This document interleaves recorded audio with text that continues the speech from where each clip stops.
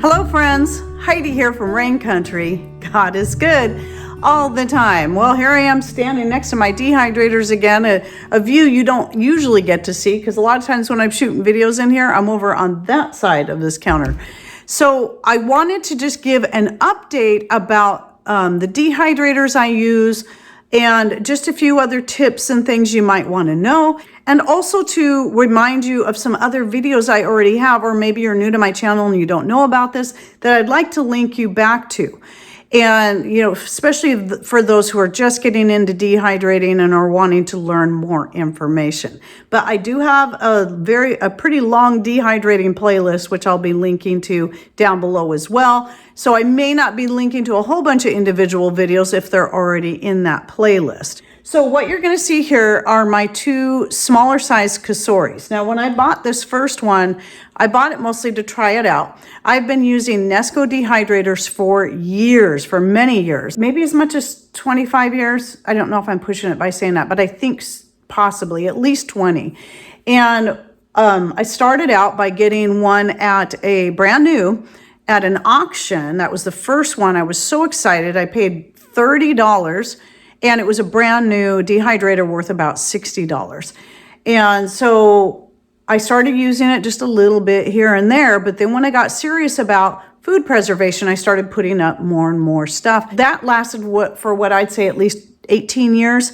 And in that time, when I started getting more serious about dehydrating, I decided I wanted more racks for it so I could, because it only had 4 more trays. So I bought a set of 4 and added that in. And then as time went on, I thought, you know, I just need another whole dehydrator, especially in case this one ever breaks down, I'll have a backup. So I bought another brand new one.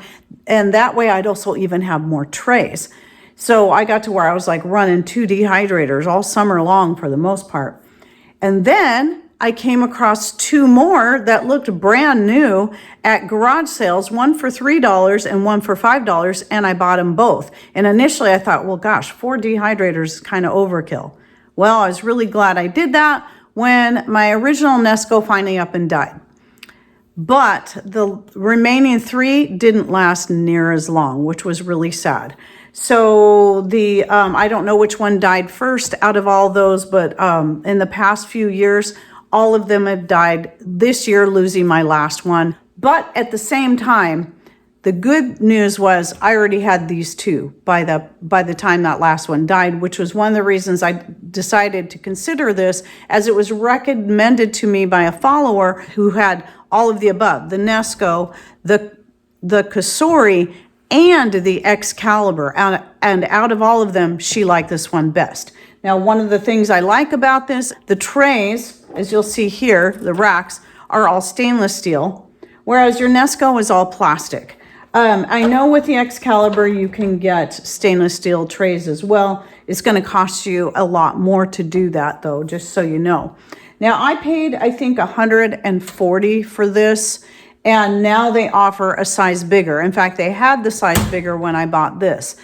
And I think it's like the size of, my guess, I think it's about the size of the Cabela's dehydrator. And it's a 10 tray where this is a 6. So because even though I have this nice big countertop that Patrick had built several years ago, we do use this as our buffet style whenever we're doing a big family dinner. We do it in here rather in the actual dining room. And we set all the food out here. So I love having this counter space. I didn't want an even bigger dehydrator taking up more counter space. So instead of getting a bigger one, I decided to get one of the same size and stack it on top. And I've had no issues. I did make sure, because there's feet here and knowing where all the vents are, that it wasn't going to be an issue not allowing good airflow. And it's worked quite well. So I got this one I think 2 years ago. This one I got last year, and I'm very, very pleased, especially now that my last Nesco has died. So one of the things I do like about the Nesco is it's lighter weight, it's easier to pack around, which was why it was the best choice for in the summertime when I'm wanting to dehydrate outside. And of course, at this time of year, I'm using my solar power as much as possible because we have it right now. And so I would do that outside on the table, so all the heat is staying out there. and then running off solar power. Now I can do the same thing with this. I can run this off solar power, but I do have to run an extension cord from here all the way across the room out to our solar power outlet out there. Now, one of the things I did do so that maybe next year I can set this outside. I was going to do that this year, but I'm not dehydrating a ton of stuff since I'm giving my garden a rest this year, so I'm not gathering in all my herbs and dehydrating them. So there was no need for me to go through the trouble of this year, but the plan is to take this top one in the summertime and move it outside for the summer. But, in case it rains, I have some PUL fabric here. It's a polyurethane fabric and, the liner of it. So that makes it waterproof.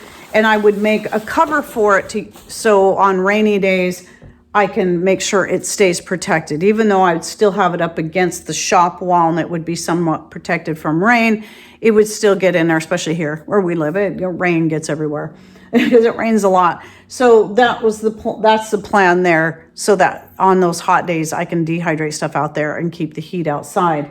And it would probably just stay out there all summer and then come back in at the end of the season. Now, one of the features I really like about the Cosori over the Excalibur, they're both kind of a cabinet style dehydrator, but at least I don't know if Excalibur's changed their design yet, but this actually has a cabinet style door. You just open and close. You don't have to try to fiddle with it and get it in place.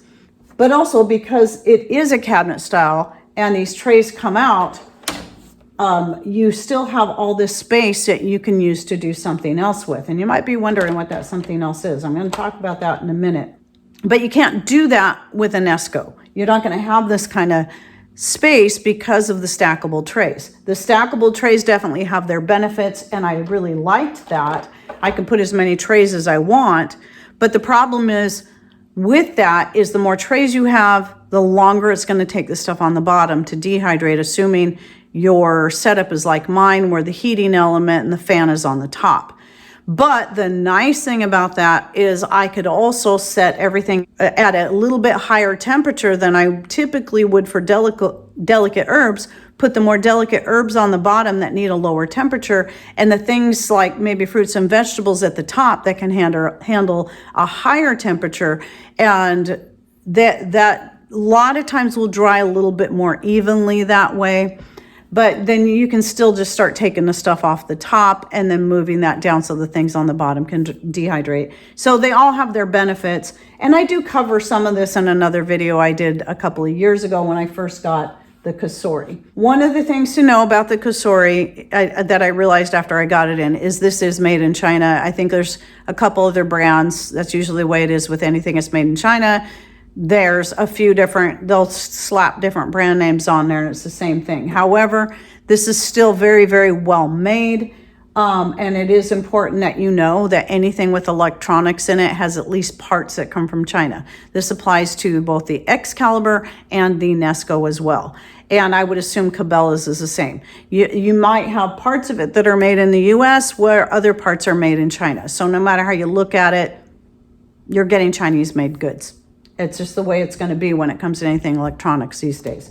But I'm still happy with this, and I'm happy enough that, again, I bought a second one. One of the things I highly recommend is throw away any plastic tray that comes with any of your dehydrators. Get yourself some silicone. I'm not saying silicone is the safest thing, but it's going to be safer than plastic. It has a higher heat tolerance than plastic does.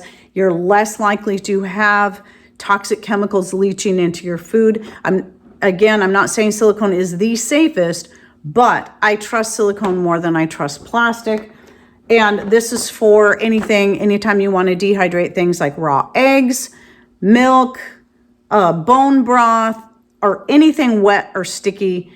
I highly recommend getting yourself a set of these. Now, I originally got when I first finally found a set with a lip on it, it was called Bright Kitchen, and they're kind of a teal color. I still have them. I still use them. But I decided to buy a set of these brown ones when they came out not long later because they were much less expensive. Now, I noticed the price of the Bright Kitchen has gone down. I'll link to these is what I'll do. But if you want to look around, I wouldn't doubt that you could find more new ones that might be even less. But the price for these now seems to be pretty standard. And I don't remember what I paid, but you can get a set of 6 for a much better deal than what I paid for a set of 3 of the Bright Kitchen when they first came out with those. So these are nice. And then if you're not needing the silicone, what I recommend if you're doing little teeny tiny things like herbs or anything that's small is get yourself 100% cotton fabric, rip it or cut it into pieces that will fit your tray. This is what I do. I have a whole bunch of them down here, and I just lay them over the top. You'll see this in some pictures I'll be putting here, and then I'll put my herbs on top of that. So what that does is it helps prevent the herbs and the small things from falling through, while also it doesn't prevent, if it's 100% cotton, it's not going to slow down the dehydrating process, and in fact can even speed it up a little bit because it absorbs the moisture from the whatever you're dehydrating and then spreads that out even more. And then that if it's a thin fabric, especially if it's something like 100% cotton sheets that are already going to be very thin, you're going to have the best airflow that way. I would assume linen would be a really excellent option as well, because linen also has great airflow and it is a natural fabric as long as it's 100%. So I highly recommend that. It's something I do frequently. Now, onto the open space here and what I recently used it for. Well, I did it in the bottom one. Is I started getting back into making homemade yogurt again, which I haven't done in a while. And I'll be shooting a video on that soon if it hasn't published already. And because I'm going to do a couple more experiments, but I've never tried making yogurt in one of these, but heard you can do that because you can set your temperature right where you need it. So the temperature can stay at 100, between 110 and 115. I started by setting at 112. And then as I seen it starting to thicken up really good, I decided to go ahead and lower it to 110 and then left it for 24 hours. So it makes a really good place for culturing things like yogurt because you can keep the temperature consistent. Now, typically in the wintertime when I do yogurt, I put it next to our wood stove, right? We'll wrap it in a towel and put it next to the wood stove to stay warm. But even then, sometimes the temperature isn't always consistent. Where in something like this, you can keep it consistent, and it just works really great for making yogurt. And so I'm really happy with that. I can't remember if there was more I was going to say about that, but when it comes to any of these, just do your own research, keep talking to people, and plus, usually I have a lot of great followers that share their experience with their various different dehydrators, be it a Nesco, an Excalibur, Cosori, or some other brand like Cabela's, and there's other ones I know I'm not thinking of that are fairly popular.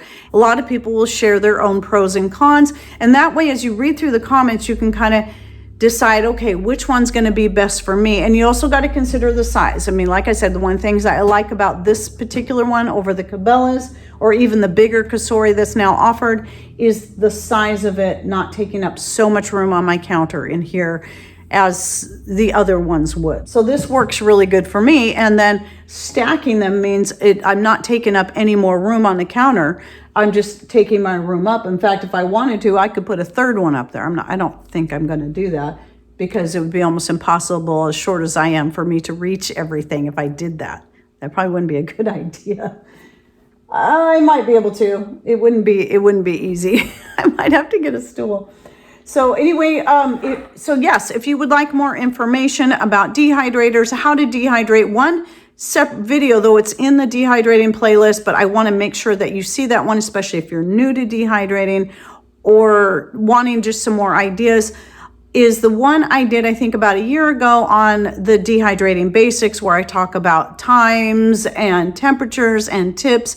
Again, I recommend that video, and then the full dehydrating playlist, so you can see some of the different projects and experiments I've done through the years, and where I also share my favorite way to do things depending on what it is. So I hope you enjoyed this video and it kind of gave you a jump start especially if you're new to this, but even if you're not new to this and maybe you're looking into, maybe all your Nescos have died and you're looking into something different, I do highly recommend the Cosori. But again, do your own research if you want to find something that's at least a little more made in the US, such as the Excalibur.